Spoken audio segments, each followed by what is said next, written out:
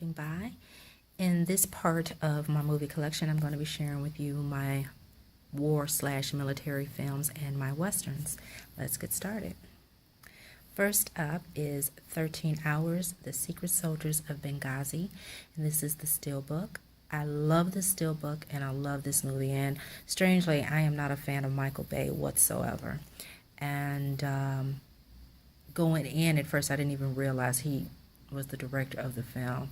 If I had known that, I probably would have never seen it and I would have regretted it. I really, really love this film. It was very well done, and I'm not going to go in full detail with it. The other side has pictures of the other three guys who star in this film. But yeah, thoroughly enjoy this movie. Next up, Act of Valor, the Steelbook. This is a Canadian steelbook. This is also one of my favorite steelbooks. I love the look of the wear and tear, how it's just banged up and scratched up and like it's been through war. I love that. And the back says, "Real heroes, real tactics, real action. This is no game." Now, I must comment because, strangely enough, you know, people, when it came out, a lot of people complained, you know, wanted to complain about some of the acting, saying some of it was stiff. And I think a lot of people were not aware of the backstory of this film, that the film starred real Navy SEALs. And so they're not actors, you know. They're the real deal, and personally, I prefer the authenticity of it. It was really nice. You know, they didn't have to train, they didn't have to practice, they didn't have to get into character for it. This is what they do, and everything that I read up on them and the interviews and things that I read about them, you know, all of the SEALs that were featured in here said none of them wanted to be a part of it initially because, you know, they're like, we don't want to glamorize anything. We do this because it's our job. We don't do it for the recognition and all of that, which I very much respect. But one of their big things was they're like, if you're not going to do it right, we're not going to do it. If you're not going to use the right equipment and da-da-da-da-da. So, you know, big kudos to them. And I think that adds to it to me. I love the authenticity that these are real Navy SEALs, and I love when you learn about their, how do you want to word it? Their skill sets, their history. What is the word? What am I trying to think of? It's not what I can't think right now. But basically, like their resumes, very, very impressive. Band of Brothers. I still also have the DVD set case. I forgot to pull that. I'll have to grab that. But this is the Blu-ray set. I absolutely adore this miniseries. I cannot even tell you. I watched it initially when it first ran on HBO. It was 10 episodes, so it was one episode a week. It was killing me having to wait every week to see this. I'm trying to remember how it gets out. Yeah, it's pretty hefty. But yeah, this is definitely one of my all-time favorite. I still consider it a film, even though it was a miniseries. But this is one of my favorite war stories, period. So you have all the discs in here. And I keep the DVD set because it is so amazing. And I will go get that and share it with you. Hold that thought. Okay, here is the DVD set. This is the 10 case set. This is what was initially released. We didn't get the Blu-ray set, the one that I showed you, until years later. But I love this and will never give this away. It's heavy, and it's just beautiful. I mean, look at the embossing on there. It's just crazy. And it's on both sides. And the back, it's just beautiful. It has like this gold sheen to it. Absolutely stunning. And you have the inside. And just beautiful pictures, just a beautiful design layout. And then it has an accordion insert that holds all of the discs, as you can see. And in the background, it spells out Band of Brothers. And then on the other side, which I'll have to move down, if I can get it out, You see this wonderful pictorial and the accordion is going to tip over. It's pretty heavy. See? Hold on. Okay, there we go. And as you can see, very nice. And there's one more in here, I believe. Yeah, so you get to see that. Absolutely beautiful set. Again, like I said, yeah, I did get the Blu-ray set as you saw when it came out, but I will never be giving this away. Next up, we have Black Hawk Down. I love this movie. I love this movie. I love this movie. I can't tell you how many times I've watched it. This is the Asian steelbook, and I love the sepia tone of it. Kind of gives it a very foreboding feeling to it, in my opinion. And this is the inside.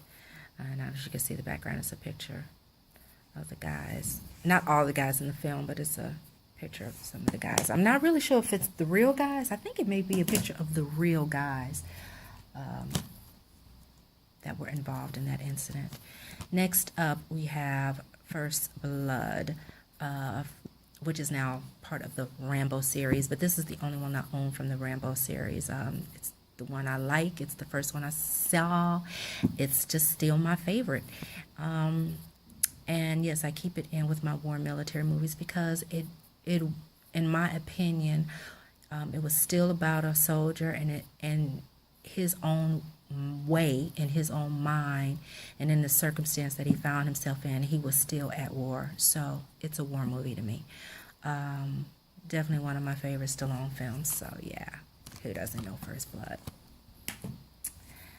Next up is Glory. Love this film. An absolutely positively affecting film. If you can watch this movie and it not affect you in one way or another, I don't even know what to say. And the music, the soundtrack on this is phenomenal. It also grabs at you. It just, wonderful cast, outstanding, just outstanding film. And of course, if you've seen it and you know that scene with Denzel Washington and the whip, that's all I have to say. You see it, you'll never forget it.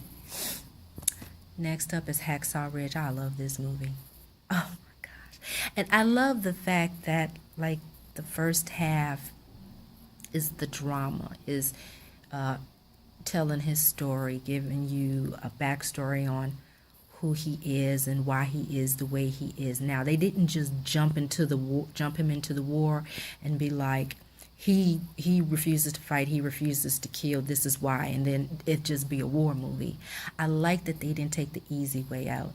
I like the fact that they took their time, they did a characterization, they fleshed out the story, and they made you understand him, and they made you support him, and it adds to everything else that happens after that. And I think if they hadn't have done that, it would have been a great disservice. And the man who he portrays, if I remember correctly, he didn't even give approval to do his story until maybe like a year before he died. He never wanted his story to be told or to be exploited, because he felt he did what he did because he felt he needed to, because he felt he had to.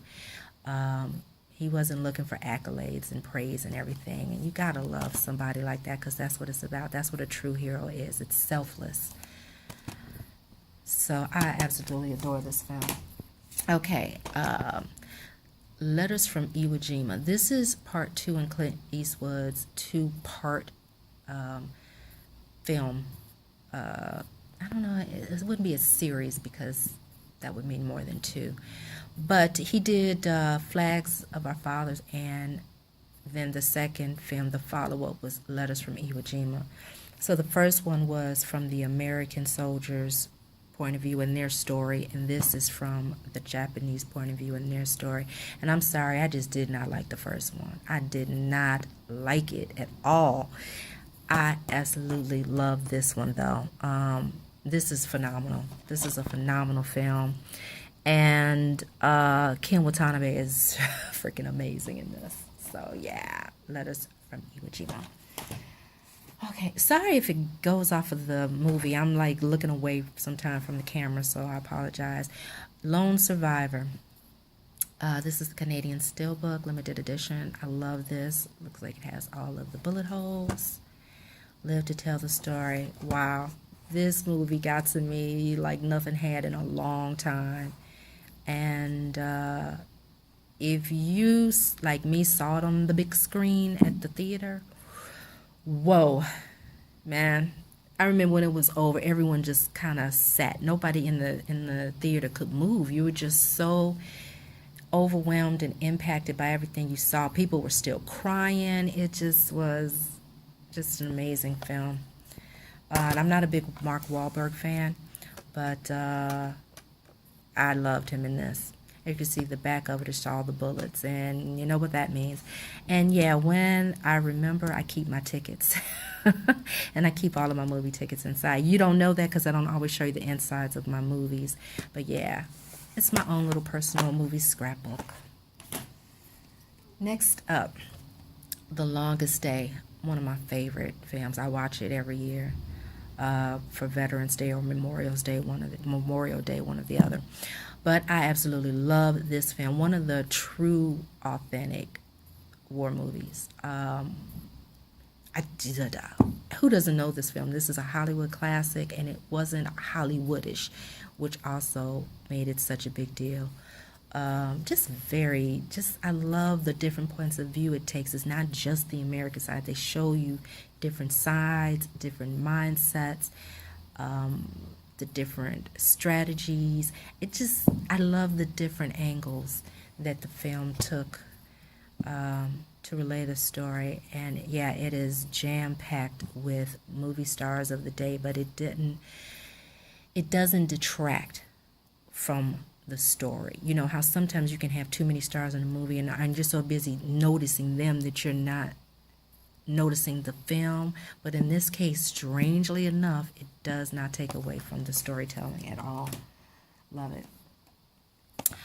Another all-time favorite of mine. Now, I'm going to show you. Yes. Okay, I have the Blu-ray and I still have my DVD. Now, I'm keeping this.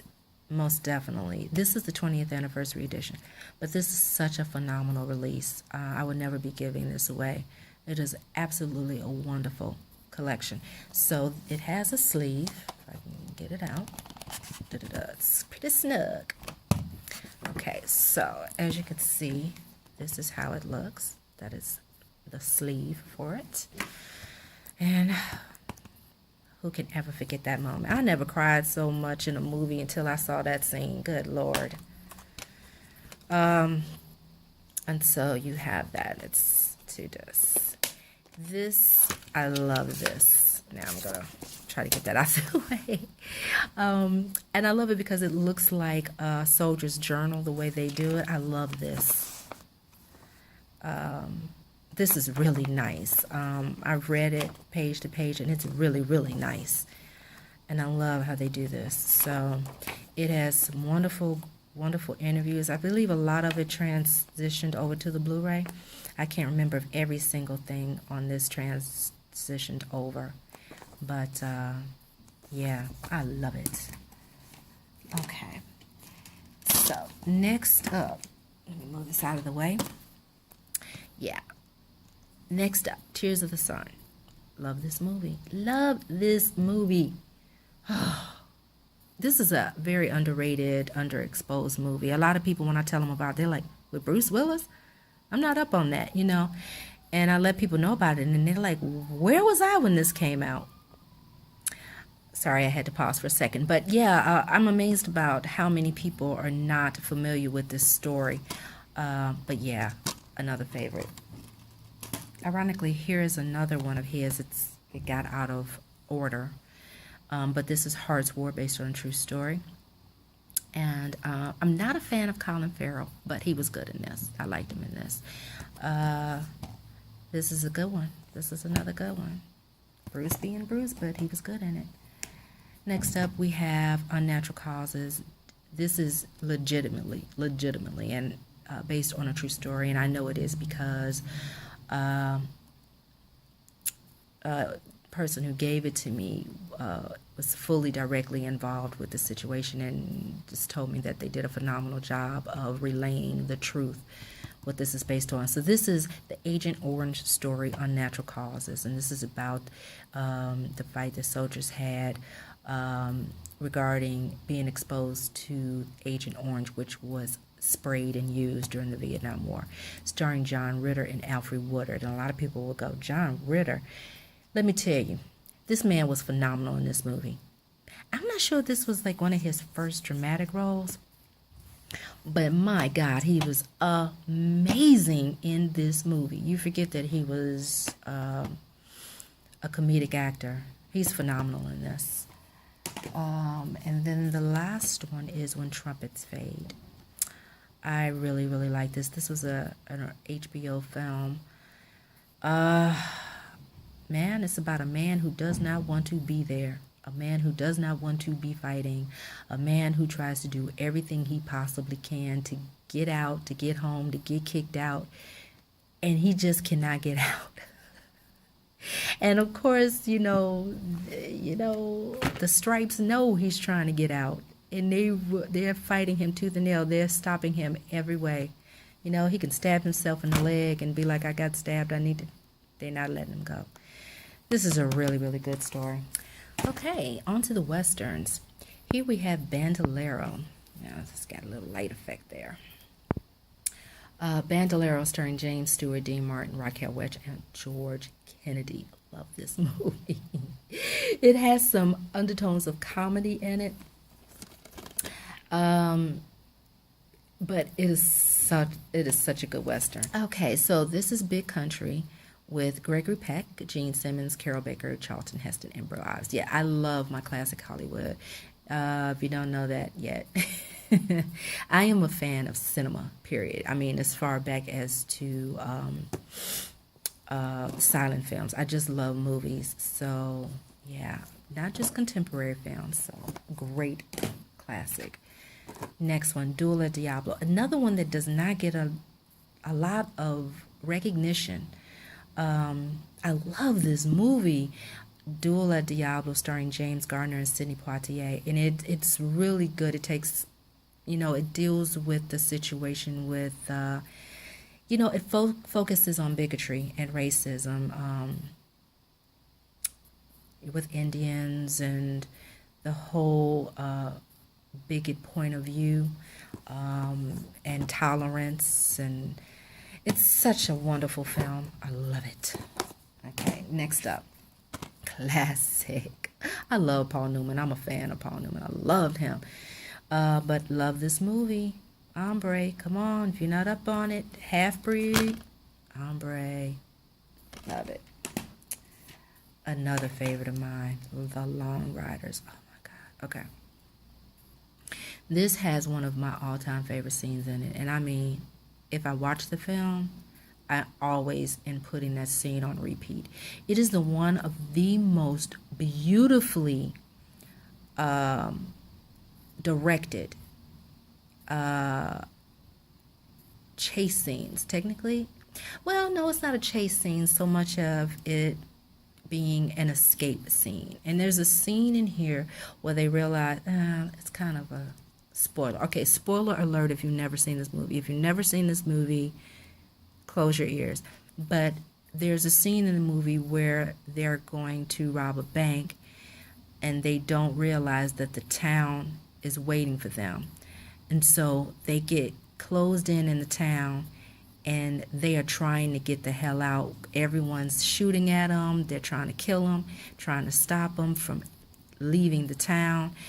And it is the most beautiful, my God, I swear, I can't even tell you how much I love that scene. This is what you call filmmaking, man. That's all I have to say. And what I love about it, too, which also adds to the greatness, because it's about the, I'm so busy thinking about that scene, I can't think straight right now. It's the true life story. It's a segment out of the true history of the the James Younger gang. And what I love is that the real brothers of the gang are portrayed by real actor brothers. So you have Dennis and Randy Quaid, you have Stacy and James Keach, you have Christopher and Nicholas Guest, and Keith, Robert, and David Carradine. Is it Carradine or Carradine? I'm never really sure because I hear people pronounce it differently. So you can see that in the filmmaking. You can see that in their acting because they're all real brothers, and you can see that bond that they have and that connection, and it's just reflected on screen, and it adds so much authenticity. I love this movie. I don't know. I don't think this is out on Blu-ray yet either. If it is, I need to get it. Okay. Another favorite. I know it's now out on Blu-ray, and I have to get it. I love this movie. Hot damn. Yeah, I said it. This has been a favorite of mine since I was a kid, since I can remember. And I grew up loving Yul Brynner. But just so many wonderful scenes. No, I did not see the remake, and I wasn't going to see the remake. And it can come on cable, and I'm not going to watch it. Just have no interest. Sorry. But the original, Open Range. Oh my goodness, I love this movie. Robert Duvall and Kevin Costner are so good together in this film. They are so good together in this film. Absolutely love it. I've watched it numerous times. Clint Eastwood, The Outlaw Josie Wells. Now, I know people may be surprised that there aren't more Clint Eastwood movies in here. Now, strangely enough, this is my favorite one of his, as far as the classic Eastwood. But strangely enough, when I was growing up, and as far as I can remember, I was like just so like fanatic about Eastwood westerns. But I have found over the last few years, the thrill is just gone from me. I don't enjoy him as much anymore, which is why you don't see him in here anymore. A lot of them have gone away. I don't know. But still love Outlaw Josie Wells. And if you notice, I do not have any John Wayne films. I used to love them. I don't anymore. And there's a particular reason why I got rid of them. And I won't get into that. Just saying. If people are wondering why there are no John Wayne films. But I had a whole lot of them. The Professionals. Love this. Love this. Starting Burt Lancaster, Lee Marvin, Jack Palance, Ralph Bellamy. Just great movie, man. Classic. Next up. Yeah, I know. This is another one. See, I have to get the Blu-ray. I will eventually get around to it. Oh, so much fun. So much fun. What is one of my favorite lines? Oh, my goodness, the Danny Glover line. Classic. I don't want to kill you, and you don't want to be dead.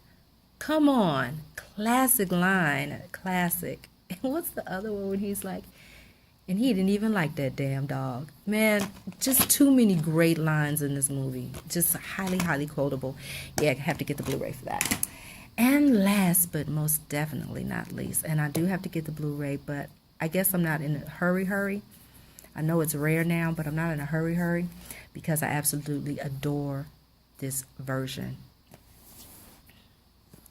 Tombstone. This is the Vista series director's cut set, and it is absolutely phenomenal. And the transfer is amazing. So I know the Blu-ray is out of print and is rare, and I've seen it around, and I'll get it. But man, I love this so much, and this is never going anywhere. This is never leaving my collection, and I'm gonna show you why. Okay, so as you can see, it has like that great bullet hole thing. Come on. Ding. Okay, look at that. Badass Kurt, man. I love me some Kurt Russell. So here we go. So it opens like such. Look at that. Beautiful. And so you have this. See what I mean? It's gorgeous. It's gorgeous. Look at that. Gorgeous.